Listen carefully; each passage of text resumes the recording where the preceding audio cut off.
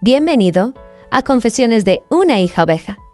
Hemos caminado juntos estos días, abriendo las puertas de nuestra mente y de nuestro corazón para hospedar bien a nuestra invitada de honor en nuestra serie Cuando sabiduría habita en el rebaño. Pero el día de hoy llegamos al momento más especial del hospedaje. Hoy cerramos esta semana con un banquete. ¿Sabían que en las culturas antiguas de Oriente Medio, el protocolo de bienvenida era un asunto de honor o deshonra?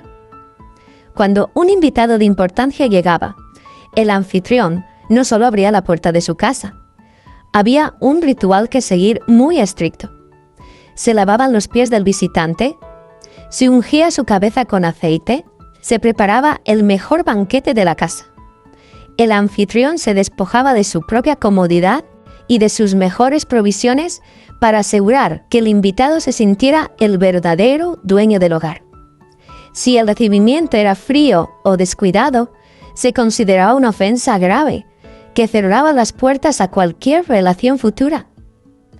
Esta cultura de hospitalidad no se trataba de protocolos a seguir, sino de una disposición del corazón para decir: lo que tengo es tuyo. Y hoy nuestro buen pastor desea que aprendamos esa misma diligencia. Él desea que recibamos la sabiduría con un banquete real y digno de nuestra invitada, para que no nos consideren inofensivos o descuidados para tener una buena relación con ella. Miren cómo la Escritura nos describe la disposición de esta invitada en Proverbios capítulo 9, versículo 2. Dice: la sabiduría mató sus víctimas, mezcló su vino y puso su mesa. Fíjate en ese detalle. Es asombroso en esta porción de la palabra ver que sabiduría no nos da una lista de reglas frías sobre cómo debemos recibirla. Ella nos enseña a hospedar, mostrándonos cómo hospeda ella misma a quien desea entrar en su hogar. Antes de que nosotros abramos nuestra puerta, ella ya ha abierto la suya. Ella no nos pide que preparemos un banquete desde nuestra escasez, sino que nos invita a mirar cómo ella ha preparado el suyo para nosotros. Esto nos revela que la sabiduría no nos pide nada que ella no haya hecho primero. Es como si nos dijera: así es como yo te recibo a ti. Ahora, ¿me recibirás tú de la misma manera? Qué hermoso saber que ella misma nos guía a preparar ese banquete de bienvenida para no quedar mal. Y es que seamos sinceros, la sabiduría se comporta aquí como la realeza. Todos conocemos que cuando un rey va a visitar un lugar, no llega de sorpresa a ver qué hay en la nevera. Claro que no. Ellos mandan por delante el protocolo detallado: qué desean comer, a qué temperatura debe estar el agua y hasta qué color deben ser las servilletas. Pues la sabiduría hace lo mismo con nosotros, pero no por arrogancia, sino por pura misericordia. Ella te manda el manual porque no quiere verte sudar. No quiere que cuando ella entre a tu hogar, tú estés en una crisis corriendo de un lado a otro sin saber qué hacer o sintiendo que no tienes nada digno que ofrecerle. Ella misma te dice: mira, para que no pases vergüenza y para que disfrutes mi visita, pon la mesa así, sacrifica esto y mezcla este elemento de esta manera. Ella nos quita el estrés de quedar bien, dándonos sus propias llaves. Eso es un detalle de una invitada con clase. Y es ahí donde entendemos el rigor de este protocolo, mirando lo que significa estos gestos en la cultura bíblica. Porque cada acción de la sabiduría en este pasaje es un código de amor y preparación. El primer paso de este protocolo es el más fuerte. En tiempos bíblicos, la carne no era un alimento diario. Se reservaba para las grandes celebraciones o pactos. Y cuando el texto dice en Proverbios 9:2 que la sabiduría mató a sus víctimas, está diciendo que para que ella se asiente en nuestras vidas, algo tiene que morir. En la cultura oriental, matar al mejor animal del ganado era un sacrificio de capital y de futuro. Esto nos revela que la invitación de la sabiduría siempre implica una renuncia. Ella espera que lo primero que hagas, antes de que ella se siente en ese banquete de bienvenida, es que renuncies. Debemos estar dispuestos a matar nuestras propias opiniones, nuestros planes independientes y ese orgullo que nos hace creer que sabemos qué es lo mejor. La sabiduría no se sienta a una mesa donde todavía reina nuestro yo. Ella llega donde hay un sacrificio previo de nuestra voluntad. Cuando hablamos de que algo tiene que morir, estamos reconociendo que no puede haber dos señores en la misma mesa. Esta renuncia no es una pérdida, aunque al principio duela. Así que, como el anfitrión oriental entregaba lo mejor de su sustento para honrar al invitado, nosotros entregamos nuestra naturaleza impulsiva y nuestro deseo de control para que sea su sabiduría la que presida nuestras vidas. El protocolo es sencillo. Primero el sacrificio y luego la mesa. No puedes disfrutar del vino de su consejo si antes no has pasado por el altar de la renuncia. Matar el yo significa dejar de defender nuestra imagen y soltar el control del cómo y el cuándo. Lamentablemente el cristiano de hoy a menudo busca una fe sin altar y una vida sin sacrificio. Vivimos sumergidos en una cultura que nos ha inculcado que la comodidad es un derecho y cualquier tipo de incomodidad o muerte interna es algo que debe evitarse a toda costa. Se nos ha enseñado que si podemos pagar por una solución rápida para no sufrir, debemos hacerlo. Pero el reino tiene un protocolo distinto. La sabiduría no puede entrar donde no se ha preparado el terreno con una renuncia. Dios mismo, para darnos acceso a su gloria, no escatimó, sino que entregó a su propio Hijo. Él mismo permitió que su sacrificio fuera el puente. ¿Cómo pretendemos entonces nosotros hospedar a la sabiduría si somos tan necios de querer mantener a nuestra víctima viva? Si mantenemos ese yo intacto, alimentado y cómodo, simplemente no hay lugar para sabiduría en la mesa. No podemos seguir acomodándonos al pensamiento engañoso de que es posible vivir una vida espiritual plena si no hay sacrificio.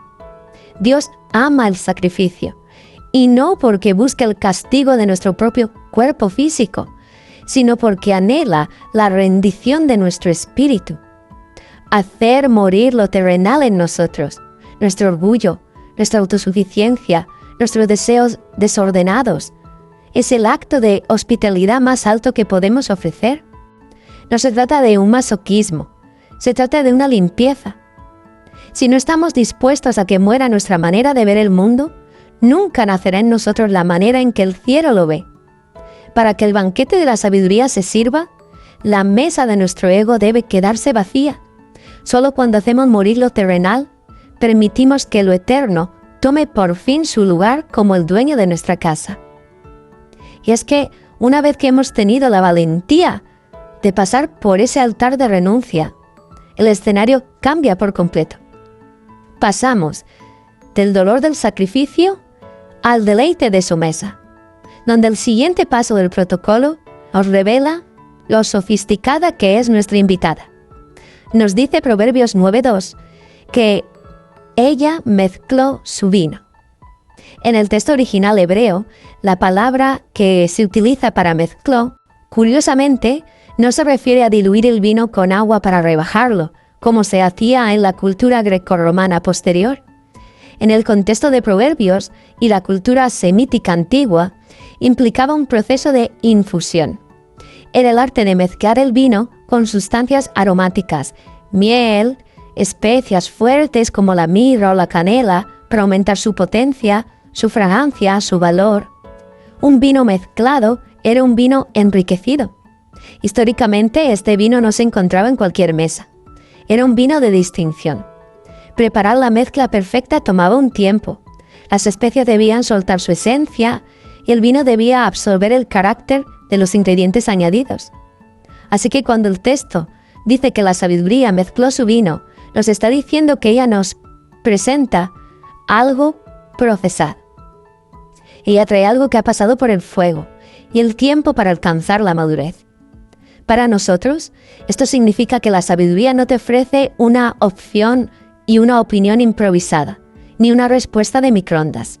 Ella te ofrece un consejo que tiene la mezcla exacta de los atributos de Dios. La mezcla sugiere que la sabiduría ha tomado la justicia, la verdad y la misericordia y las ha fusionado en una solución perfecta para tu vida. Hospedarla conociendo este segundo paso nos recuerda que en el diseño bíblico, el vino mezclado no es solo una bebida de cortesía, sino que es el sello para celebrar y ratificar pactos que no se podían romper. Debes entender que nuestro Dios es por esencia un Dios de pactos. Desde Adán hasta la eternidad, Él siempre se ha relacionado con el hombre a través de pactos sellados con sangre, el Antiguo Testamento, y con vino en el Nuevo Testamento. La sabiduría, que estaba allí desde el principio de la creación, conoce perfectamente este lenguaje, y por eso no te ofrece una copa común. Al decirte que ella ya preparó la mezcla, te está extendiendo una invitación formal para que cuando tú sientes a sabiduría en tu mesa, dejes de verla como una visitante ocasional y entres en un pacto con ella. Antes de sentarte a la mesa, la sabiduría te pide un compromiso de fidelidad. No se puede participar de su banquete con un corazón dividido o con una lealtad a medias. Entrar en pacto con la sabiduría significa decidir que sus principios serán tu única ley y que su copa será la única que sacie tu sed de dirección.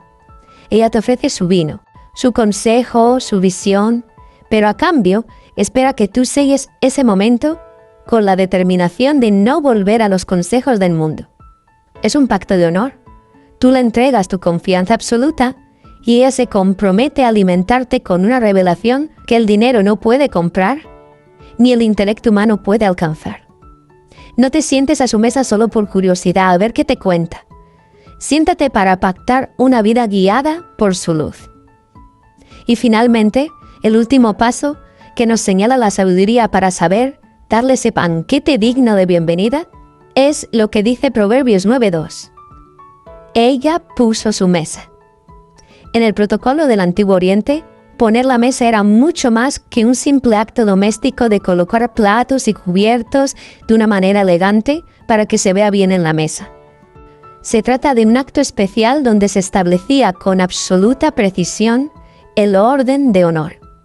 No se tiraban los platos al azar. Se disponía el espacio para que cada invitado supiera quién presidía y qué lugar ocupaba cada relación. Al poner su mesa, la sabiduría te está enseñando que la verdadera hospitalidad requiere que primero ordenes tus prioridades. Darle ese banquete de bienvenida bajo este tercer paso implica reconocer que en tu vida cada cosa debe tener su sitio de honor.